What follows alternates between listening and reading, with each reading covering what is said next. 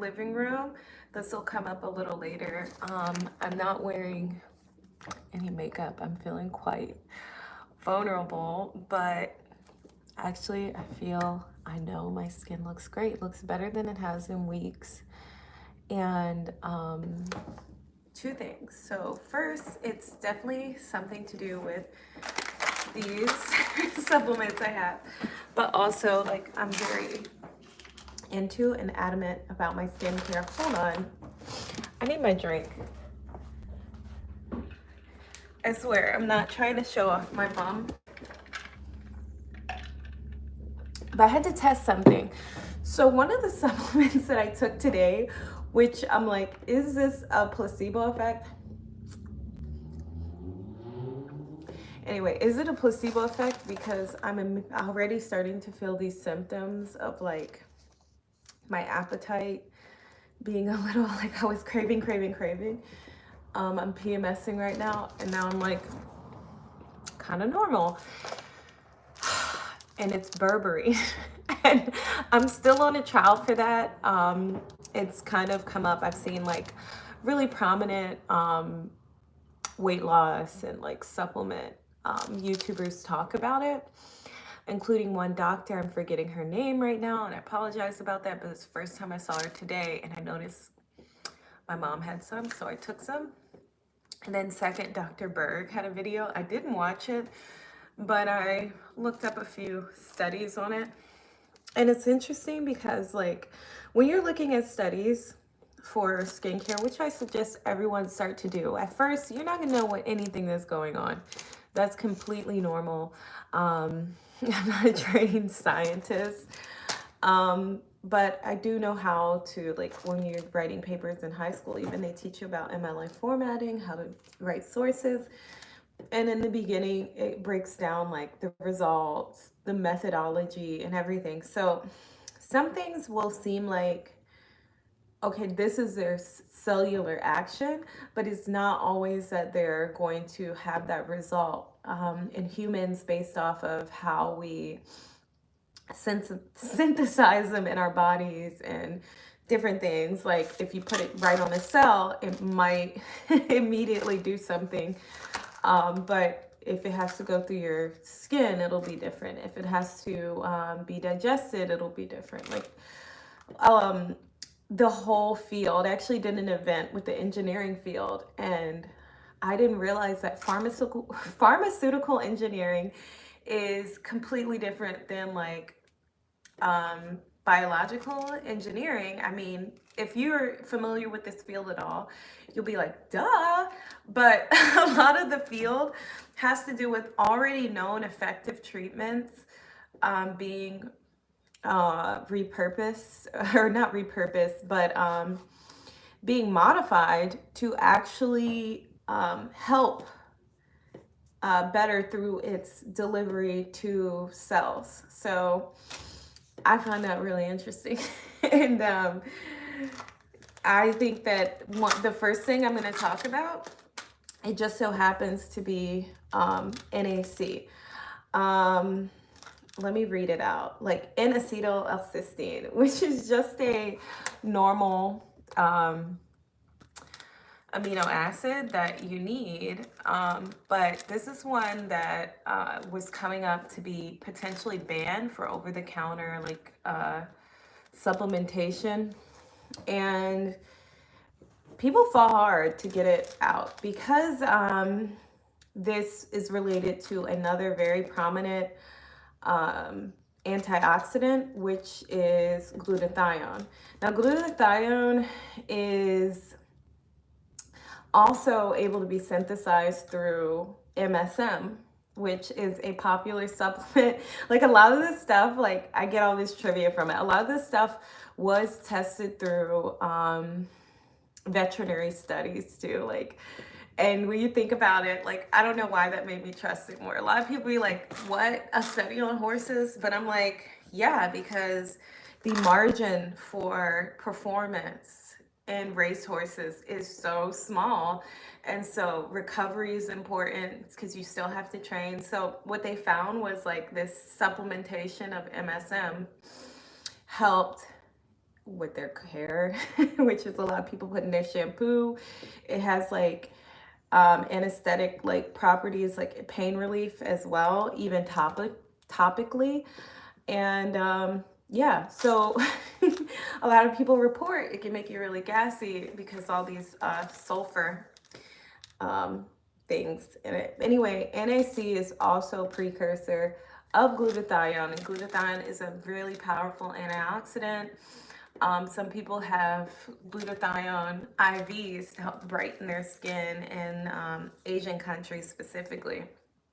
Um, and yeah, it's funny because there's no real, of course, downside to that as long as you're protecting your skin, but it's just increasing the turnover. So this for me, um, as it relates to PMS, means that you're not in as much pain. You're able to stay up and active longer, and that's what I like. Also, like, I don't feel and look as dull. So the other thing I take here needs less explaining, grass-fed beef liver. This actually doesn't have the total breakdown.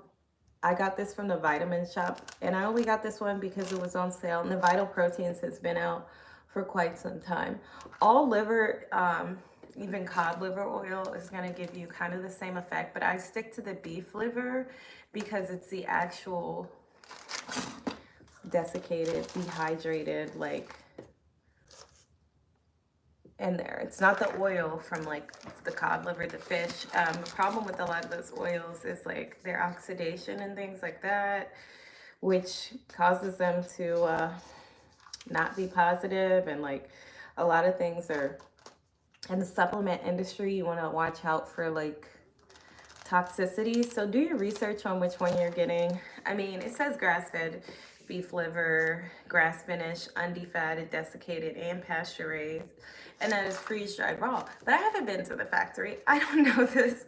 I put a lot of trust in the supplements, and I do as much research as I can, but maybe one day I'll go to a factory and see what's really happening. One of the things I like about taking those is like I'm getting like a huge dose of like a natural version of Accutane, because Accutane works as being like retinoid, obviously. If you're familiar with skincare, that's a major ingredient. And one of the only ones that we can process without toxicity is the plant version of vitamin A, and it causes cell turnover. So I tell myself that I am like taking like Accutane. And I did have two very serious bumps show up. I think my skin is purging because I restarted a cycle of retinol. And they went away right away. But the other thing I do use, feel like my brain is completely developed at this point because I did not pick any of the bumps on my face. Like this way, I used my tools and I left my face alone. Okay, the other thing, this is almost gone. Now this was like $13.99, and I got it. These are herbs. I actually like to do tinctures of these, and maybe I should make that because it's nearing its expiration, but I'll need to pick up some alcohol, and I don't consume alcohol anymore at all. But in a tincture, I think it would be fine. So this fertility, it includes red raspberry leaf, red clover, chaste tree, dong quai, shatavari root, wild yam, nettle leaves, and rose hips. Now I could go through every single ingredient here. Red raspberry leaf helps like, I don't know what what process to say, but basically helps the shedding of your uterine lining be more smooth. You know what? Some people would call that an abortion. Like, and so is dong quai. They're like in the realm of like clearing out. So you could get some, movement down here from your entire system. Nettle leaf is super notorious for helping with pain, specifically rheumatism, but any pain in the body. Shatavari root and chaste tree, along with donghua, they call it like the female ginseng, or the like it's yeah, female ginseng. It's not a ginseng type at all. It's just like these are known to be for women. Chaste tree is also known as Vitex, so maybe you'll know it. It's often prescribed to women going through menopause to help with like progesterone levels. Now, I don't never know everything. I'm not a professional, but I know that when it comes to our cycles, there are periods where you want more progesterone or that it goes up.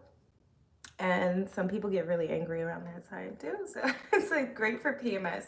And shatavari root is an Indian ingredient that's also known to help with hormone balancing, I guess. I'm gonna have to look up wild yam and red clover, but any tea that includes these, I I can't state how well it does, and I don't always drink it hot. It's summer or spring here now, and it feels like summer. So I will just steep this in hot water and then leave it alone for a while.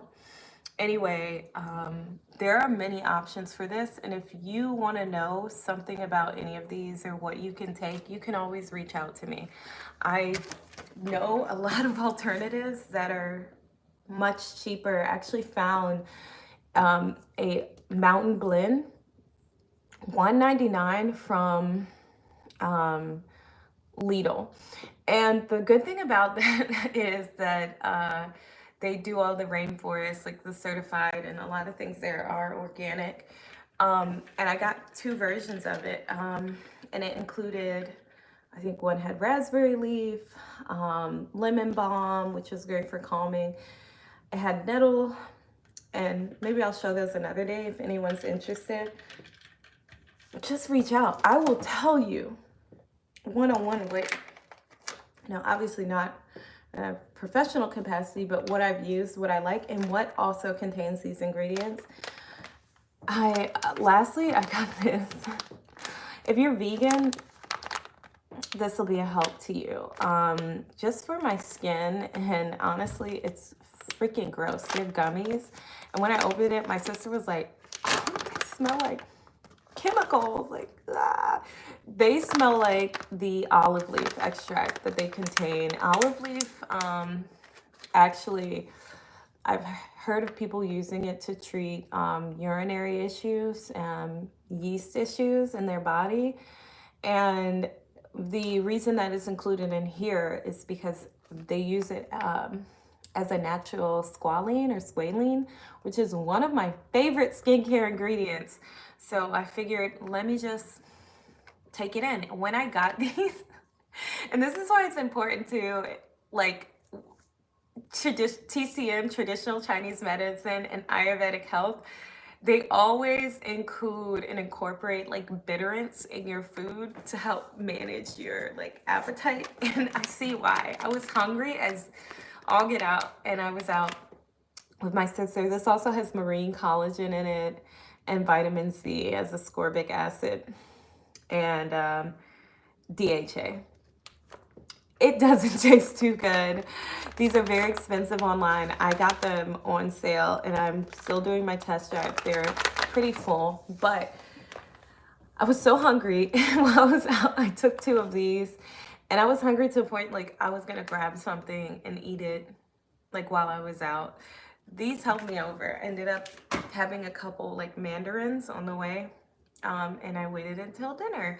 But those are the herbs so far that I have. I also took ashwagandha. I've been feeling in a rage.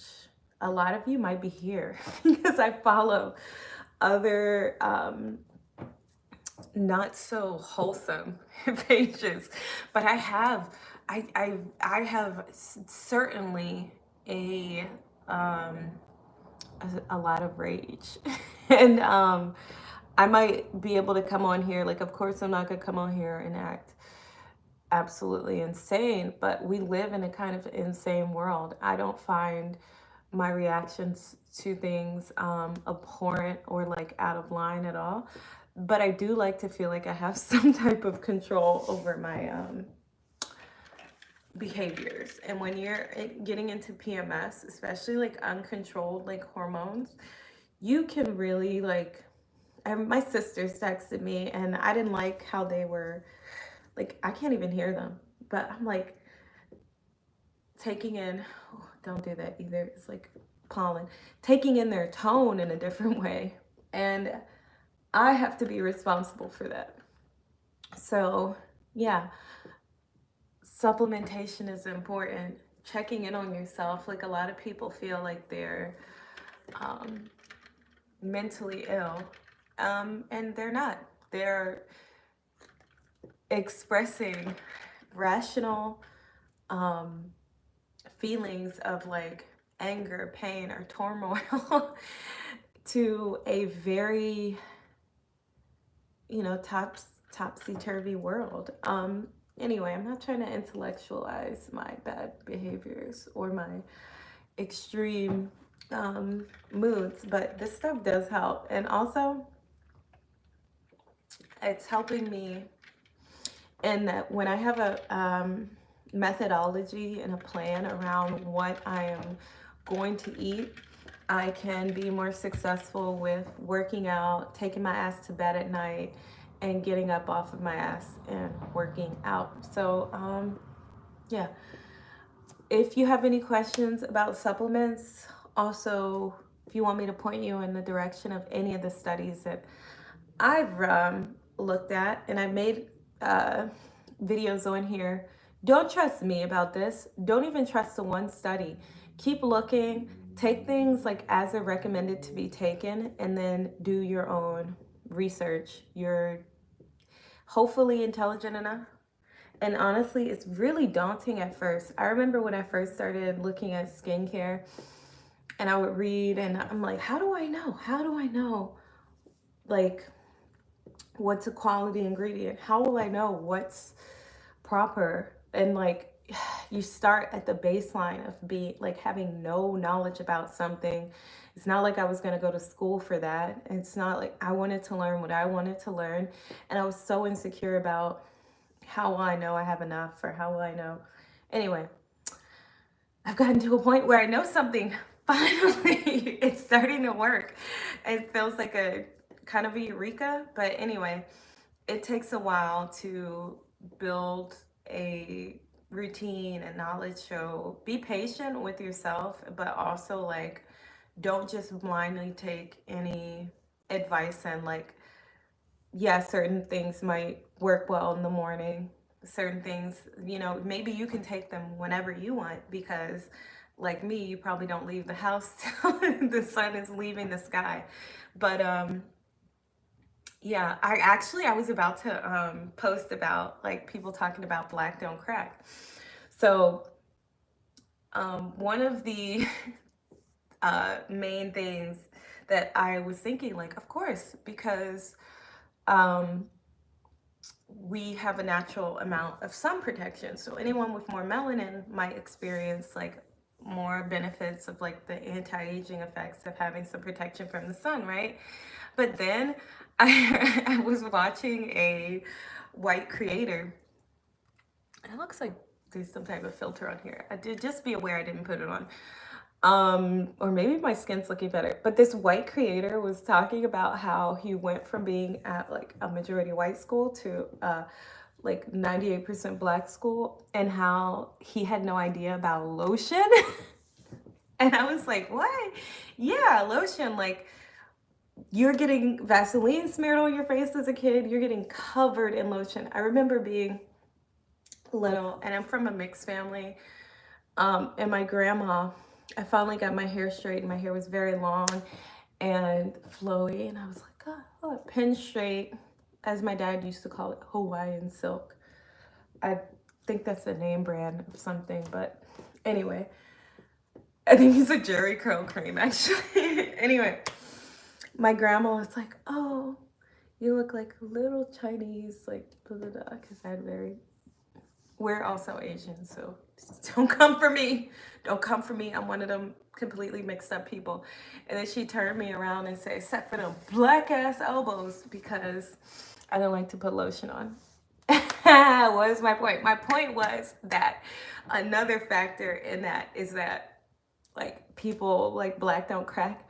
We grew up on moisturizers and lotions, like, and I know that getting into that stuff as an adult, like even my sister with skin mask or face mask at night can be hard because so many, like, it's so many sensory issues. Like, she doesn't like body oil either.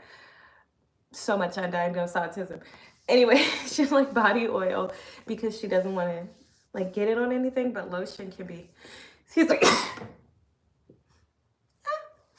lotion can be so like sticky, so some people don't like it. Anyway, we were preconditioned with lotion. So I think just from a week, like today, I learned that. So you have to see things from other people's perspective to gain more insight on it. It's not just the SPF. Anyway, if you have any questions, like I said, please feel free to reach out. I'm not a medical expert. I'm going to school to become an esthetician. I do study TCM and Ayurvedic health. My grandmother is a doctor of the homeopathic, I don't know what to call it, like traditional. Oh, my phone was like traditional medicine. So I'm gonna get out of here. Let me know if you do want to talk to a professional. I can send you over to her. She loves talking to people about these types of things, and it's how I grew up. So I know one of the stumbling blocks is understanding that it even works and that it's a viable way to take care of your health. Um, and yeah, I'm not here to convince anyone, but if you're already on that path, good for you. And do your own research. Okay, I don't know how to close this. Maybe I just press this X. Okay, bye.